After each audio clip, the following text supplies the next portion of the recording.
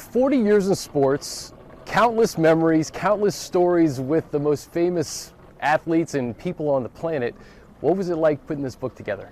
I'm really proud of it. I'm happy that I did it. I'm glad I got it all down. A lot of people had been urging me for a long time to put these stories down on paper, so it can be used for good for future generations of the triumph and the tragedy and the hard work and dedication and what all these guys have gone through to get where they are. So it's been quite an experience and in the end rewarding.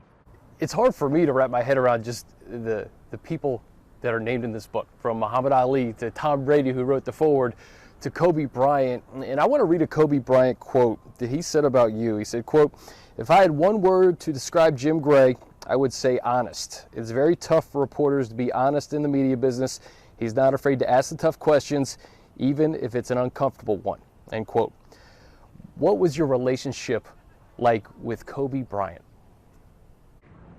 It was a great relationship. I get chills hearing that.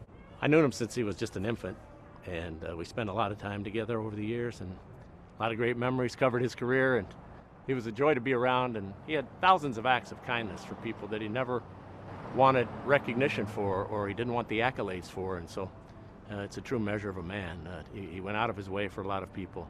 He was tough. He could be, that tough competitor who only had that myopic view of wanting to win, but there was a wonderful soft side to him, and he was a very, very loyal friend.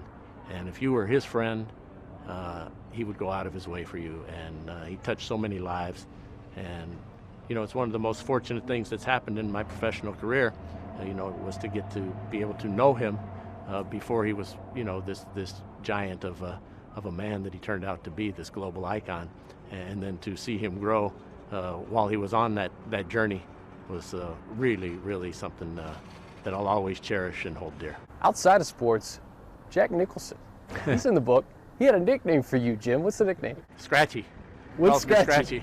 He called me one night, and he had been watching a ball game, and he said, "Got a little scratchy with those people tonight, didn't you, there, old Scratch?" And I said, "Huh?" And he said, "Well, I love the way you keep digging for that story. Just keep scratching." So, old Scratchy, he said, "I'm always on the side of the performer, but I like the way you keep digging. Just keep being scratchy." So it just kind of stuck. So people kept hearing it, and then the guys at work would hear it when he'd say it to me at a game, and so it just kind of caught on, and so that's that one kind of held. Jack gave me a nickname, and I like it. Jim, we talk about GOATs in sports and entertainment, broadcasting. Vin Scully, Presidential Medal of Freedom. You had a little bit of something to do with that. Well, there had never been a sportscaster who had won the Medal of Freedom, and I don't even know how that was brought to my attention.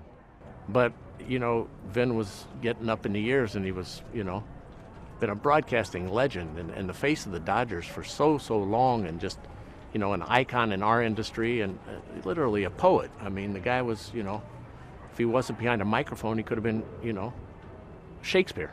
And so, I said, I'm gonna write the President of the United States, because I had seen the latest Medal of Freedom, and there were a lot of very accomplished people up there, and I said, well, Vin belongs in that group. He's not better than any of them, but he's equal. No question. And he's better than all of us, so he should have this honor. So I wrote the president, and the president wrote back, "Thank you for bringing this to my attention." And he turned it over to a man named Josh Earnest. Josh was the press secretary for President Obama, and we just kind of stayed in touch. And he said, "It's working its way through the thing, and we appreciate your pointing this out." And it got to the point where I thought, you know what, I need some help, because, it takes many, many months, and I was just one letter. So I asked Bob Costas to write a letter, and I asked Rob Manfred. I said, "Can you both write a letter? Maybe this will help." And they both did.